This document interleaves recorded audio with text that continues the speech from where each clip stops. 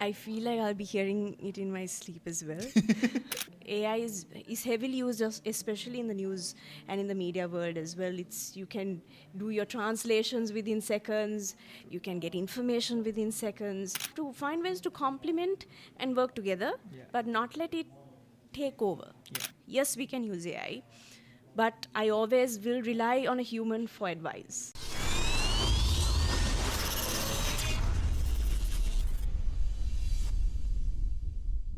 Welcome, Mariella, to the TechTalk360 live booth Thank you in for the having me. Cybersecurity Summit. How's your Thank day you. been? I know you've been working in the back end Yeah. and been the host for the event. Pretty tiring, but it has been pretty exciting as well. Um, this is actually, I think, my third or fourth event with Sikra and the Daily FT, uh, presenting and emceeing the event. It has been a lot of AI, a lot of IT, a lot of hackers. Those are the words that I've been hearing all day. I feel like I'll be hearing it in my sleep as well, right? But jokes aside, topics that have to be spoken about, topics that are important. AI is something that you and I use every single day as well, and it's sort of infiltrating everyday life.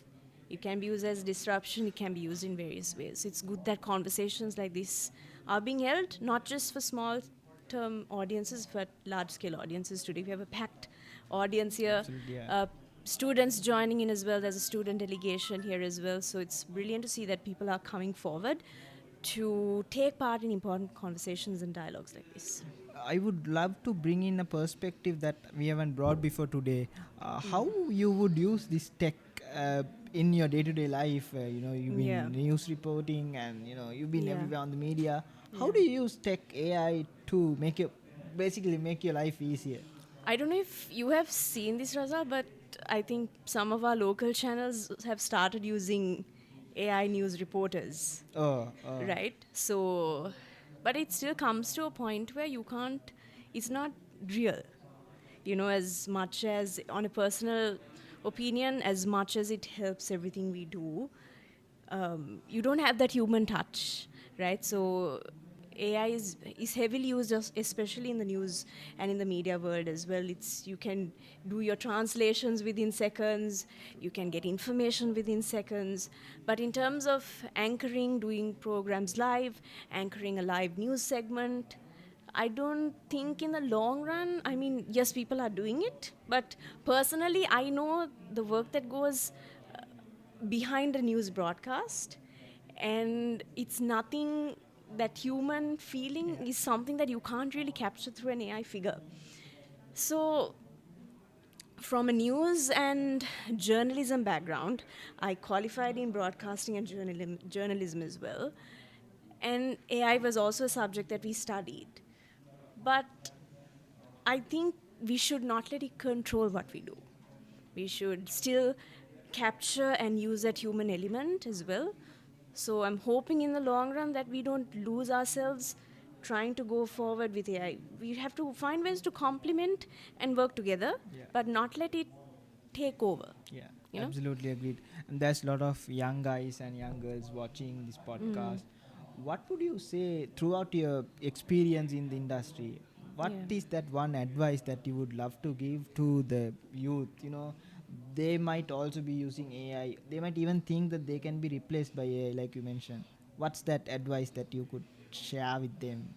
I think I would tell people I will never say you can't use AI. I use AI every single day. I'm on ChatGPT every single minute, all right? Something goes wrong, I'm like, why am I feeling this way? But then again, I'm coming back. I snap out of it for a minute and I'm like thinking, okay, I'm talking to a bot, you know? Do you use it for when you adjust the script and all that? Do you use it? On air, we can't have our phones with us. Yeah.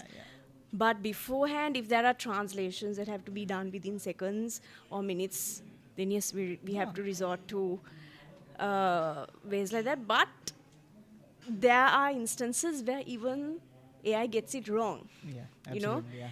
And then you think, okay, I really need my actual news editor, to read these scripts through. Yeah. Because when you are also in media and journalism, there's a lot of responsibility and ethical responsibility that comes along when we are actually broadcasting news to a national audience.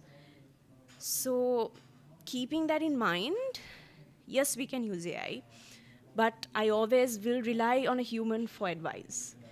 I will always, even though we have apps and things to diagnose what we feel, there's nothing like going to a real doctor and talking to him face to face and saying, hey, this is what I feel. So I will always say resort to human help. I'm not saying don't use AI once again, but we shouldn't lose ourselves moving forward with AI as well. And since I'm coming from a news and media background, I have to say that it's tough for us as well because we are competing with a giant. Yeah. Right? And AI or tech platforms, not 360, right? I'm saying they will release news faster within seconds. And sometimes it's not even verified news.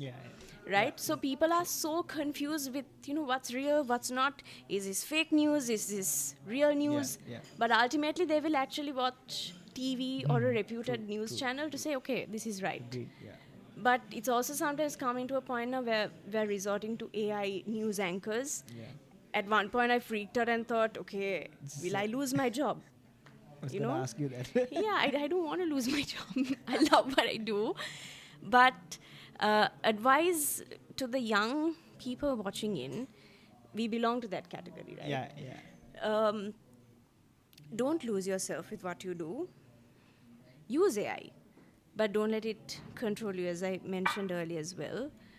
100% agreed. Everything that you mentioned from your perspectives, that is truly. Finally, you have been, being in tech events and hosting tech events.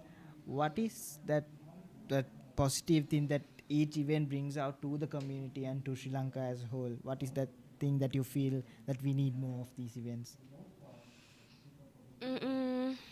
In terms of something unique.